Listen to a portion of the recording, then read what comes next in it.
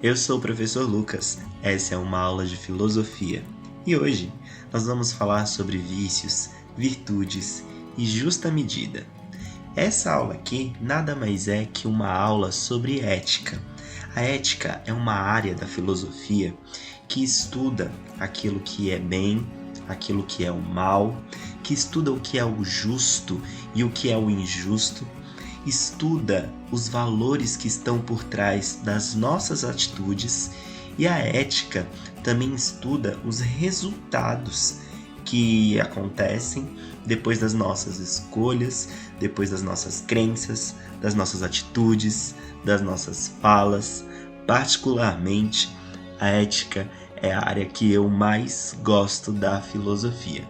E para você começar a entender melhor sobre ética, eu já vou pedir para você diferenciar ela de moral.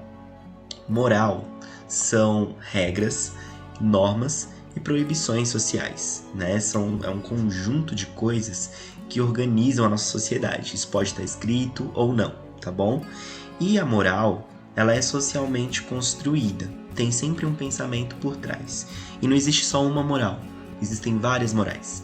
Existe a moral cristã, existe a moral da família moderna, tradicional, existe a moral muçulmana, existe a moral ocidental, existem vários tipos de moral diferente, tá? Então, são várias normas internas que a sociedade cria para ela se organizar e viver bem. A ética nada mais é que um estudo crítico dessa moral, né? A ética vai discutir se as normas morais elas são boas ou não para a sociedade e que efeito que essa moral tem em toda a sociedade, tá? Então, ética e moral, duas coisas diferentes, tá? O nosso grande filósofo de hoje, cada aula de filosofia, você já percebeu que a gente tem um ou dois nomes da filosofia presentes com a gente, é o Aristóteles, que nasceu no ano de 384 e viveu até 322 a.C.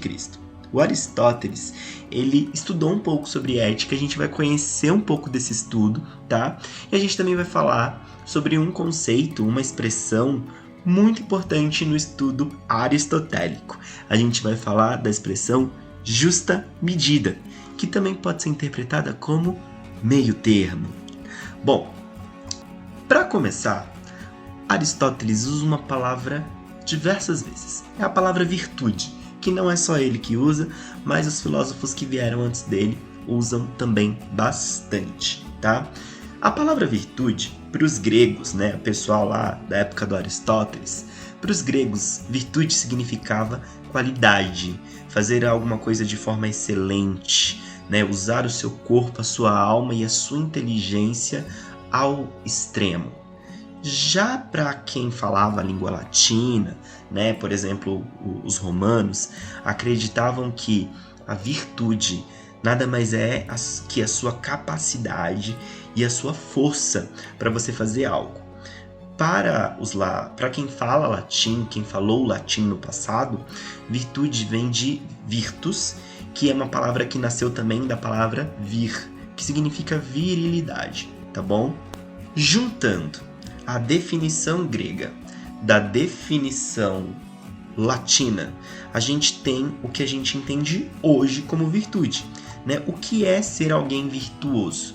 A pessoa virtuosa é aquela pessoa que tem uma excelente capacidade para realizar as coisas. Então, se você faz algo de forma muito excelente, quase perfeita, você é virtuoso. Eu não sei fazer bolo muito bem, mas eu acho que algumas pessoas que estão assistindo essa aula devem fazer um bolo de maneira virtuosa. Bom, Aristóteles é referência em refletir sobre as ações humanas, sobre aquilo que nós humanos fazemos. E a gente vai aprender um pouquinho sobre isso hoje. Mas antes, eu vou mostrar para você uma notícia muito interessante e a gente vai avaliar agora as ações de um taxista. A gente vai analisar o que esse taxista fez e depois a gente vai falar sobre isso. Presta atenção nesse vídeo que vai rodar aqui na tela.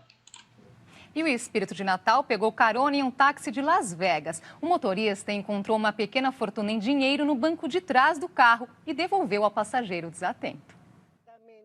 O taxista Gerardo Gamboa trabalha há 13 anos em Las Vegas, conhecida mundialmente como a capital do jogo. Por dia, milhares de dólares trocam de mãos nos cassinos da cidade do oeste americano. Esta semana, Gerardo teve uma surpresa ao encontrar no banco traseiro do táxi uma mala com 300 mil dólares, pouco mais de 700 mil reais. Sem pensar duas vezes, ele avisou o supervisor da empresa onde trabalha para encontrar o dono do dinheiro. Questionado, ele respondeu: Why? Because it's not belong to me. Por quê? Porque o dinheiro não é meu e eu quis fazer a coisa certa. A história do taxista honesto foi manchete nos principais jornais e sites dos Estados Unidos. O esquecido dono do dinheiro, que não teve a identidade revelada, foi localizado e a quantia devolvida. Ele prometeu recompensar o taxista. A empresa onde Gerardo trabalha o elegeu motorista do ano e entregou a ele um... Olha que interessante, até um prêmio o Gerardo, taxista do ano, recebeu. Mas se coloca no lugar do Gerardo. E se você fosse o taxista a encontrar todo esse dinheiro aí no seu carro? Bom, diz pra mim, o que você deveria fazer enquanto taxista? Como que você poderia agir agora, eticamente falando? Porque pode ser que você tenha pensado, né, em agir numa determinada forma, mas isso pode ser ético ou não, tá? Isso pode ser antiético também, tá? Como que você decidiria o que fazer isso? Que critério que você usaria? Será que você agiria na emoção? Será que você pensaria muito antes de fazer alguma coisa com esse dinheiro, né? É isso que é o campo ético da filosofia. O campo da ética, ela serve para refletir sobre tudo isso, o que a gente pode ou não fazer ao longo da nossa vida, tá certo? Conhecendo um pouquinho do pensamento do Aristóteles, no livro Ética a Nicômaco, ele vai começar, como todo bom grego, falando da natureza, falando daquilo que não é humano, para entender se, né, a ética ela é só nossa, é só nós humanos, né, que podemos agir assim, ou se a natureza também tem, né, essa forma de agir. E eu já começo falando para vocês que não, tá? Aristóteles vai falar que na natureza as ações não são escolhidas, elas são naturais, elas são resultado e elas são condicionais. Então, por exemplo, o fogo sempre vai esquentar, o fogo não pode escolher não esquentar na natureza, tá certo? Uma pedra sempre vai pesar, né? Ela sempre vai ter o seu peso e ela nunca vai diminuir ou aumentar esse peso, né? A não ser que você quebre a pedra, por exemplo. Mas, sem interferência humana, a natureza é a natureza. E a natureza não tem como escolher como ela vai ser. Ela é naturalmente dada, tá certo? Nós humanos não funcionamos assim, tá? Nós não somos como a natureza. Para a filósofa Marilena Chauí, agora o nome brasileiro da filosofia que é muito importante, nós humanos agimos de acordo com aquilo que a gente escolhe e não só com aquilo que a gente precisa. Então, nós escolhemos aquilo que nós vamos fazer e como nós vamos agir, tá? E as nossas consequências, as consequências das nossas escolhas, elas são muito variadas, tá? Elas podem ser positivas, podem ser negativas e ela pode gerar danos para você e para o outro, assim como ela pode gerar bons resultados para você, como também para o outro, tá certo? Então, na situação do táxi, por exemplo, nós temos uma clássica situação deliberativa. Como assim deliberativa? A gente vai naturalmente escolher aquilo que a gente tem que fazer e a gente vai acabar pensando muito sobre o que fazer nesse momento. A gente vai usar a consciência. Depois a gente pode se sentir bem com isso ou a gente pode se sentir mal com aquilo que a gente fez, com aquela decisão que a gente tomou, tá certo? Voltando para o Aristóteles agora, ele vai explicar que fazer as coisas sem pensar não é algo involuntário, tá? Ou seja, para o Aristóteles, não existe aquilo de eu fiz aquilo sem querer. Não existe. Por mais que 2 filósofos gregos, que também falaram um pouco sobre isso antes do Aristóteles, pensassem da seguinte forma. Estou falando do Platão e do Aristóteles, tá? Eles vieram antes do Aristóteles pensando aí nessas questões. Eles diziam que quando a gente faz as coisas sem pensar, a gente está com falta de conhecimento e com falta de virtude. Mas aí, na época que o Aristóteles estudou, ele vai rebater esses 2 pensamentos. Ele vai falar, tá, mas a gente também tem que ver que existem tendências irracionais que são voluntárias. Ou seja, o indivíduo quer ser irracional. O indivíduo está escolhendo pensar errado. É o que o Aristóteles chama de patos, tá? Patos, um exemplo claro de como que isso é você se tornar cruel, mesmo sabendo que a sua crueldade tem efeitos negativos, tá? Então Aristóteles vai falar que nem toda ação que é mal pensada ou que não é pensada, ela é uma ação com falta de conhecimento ou a pessoa não é virtuosa. Na verdade, a pessoa escolheu aquilo, né? E aí o Aristóteles vai dizer também que a gente, às vezes, também é acometido pela paixão. Ou seja, a paixão também pode mexer com as nossas decisões. Quem aqui já não fez coisas loucas por amor, né?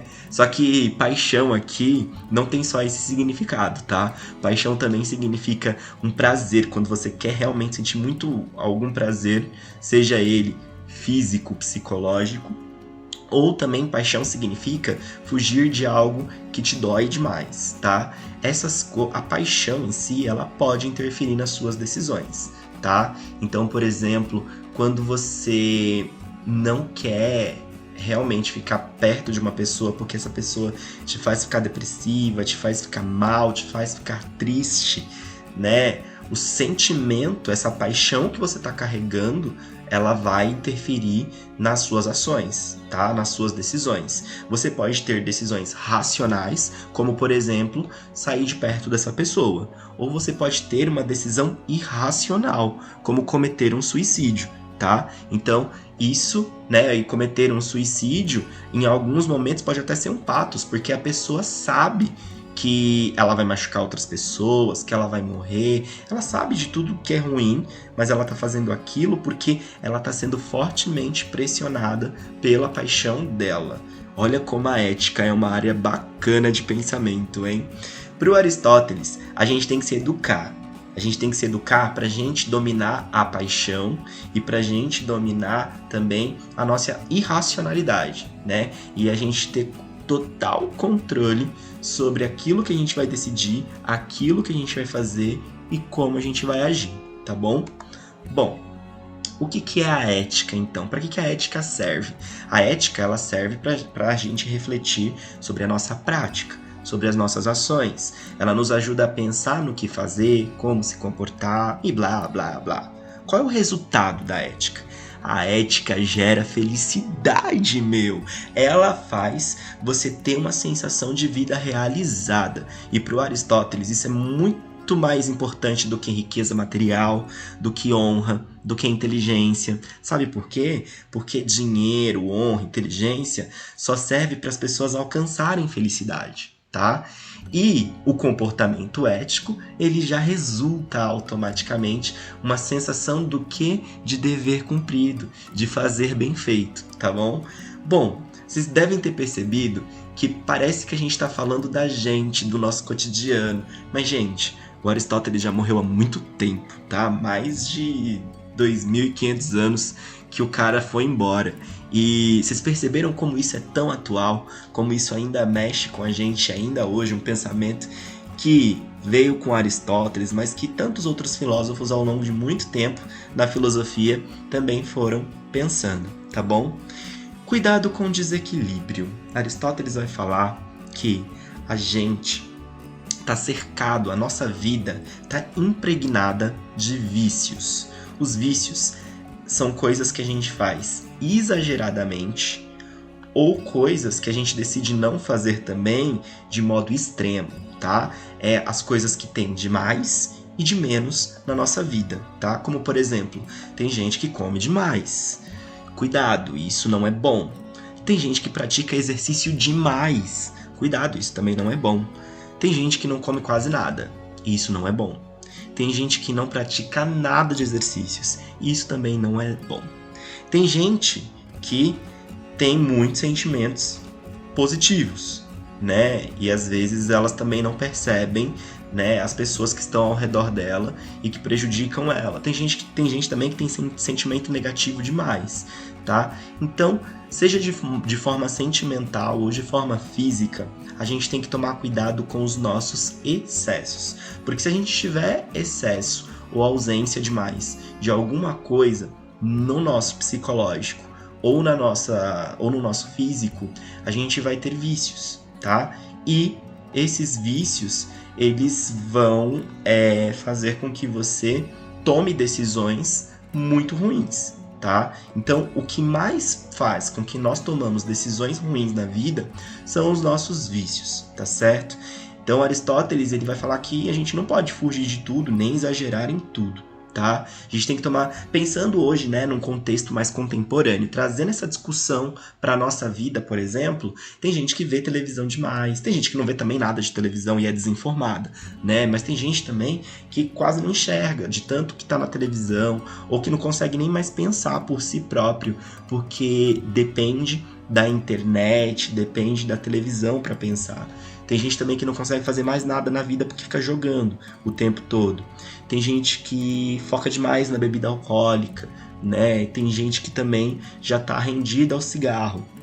Então, o Aristóteles vai falar que todas as coisas, primeiro, né? Isso não é aristotélico. Agora o que eu vou falar é de vários nomes da filosofia, mas todas as coisas têm seu lado positivo e seu lado negativo, né? Só que os excessos, e aí já é aristotélico falar sobre os excessos, né?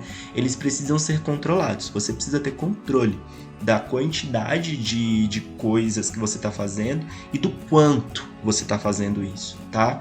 Quando você tem esse controle, você está usando algo que o Aristóteles intitulava como mesotes. A mesotes é a justa medida, o meio termo, é encontrar um equilíbrio, tá? Então, por exemplo, não é parar de beber completamente, mas você beber a medida certa. Tá certo que em alguns casos precisa até de uma intervenção, de uma clínica, de um tratamento, porque a situação está muito grave, tá? Mas o Aristóteles, ele indica que nós aprendamos a usar esse meio termo, essa justa medida, tá bom? Obrigado por você ter acompanhado essa aula de filosofia. E eu queria que, aí mesmo, nos comentários do YouTube, que você comentasse para mim o que é uma ação corajosa, né? Entendida como uma justa medida entre covardia e temer alguma coisa, tá? Eu vou dar uma situação para vocês aí, eu queria que vocês comentassem o que seria corajoso, o que seria ético nesse caso. Se você se deparasse com uma mulher sendo agredida por um homem, o que você faria? Né? Pensando numa justa medida, pensando num comportamento ético, na sua frente uma mulher está sendo agredida por um homem. Justifica aí nos comentários o que você faria pensando em tudo que a gente falou hoje nessa aula, tá certo? Obrigado e até a próxima aula.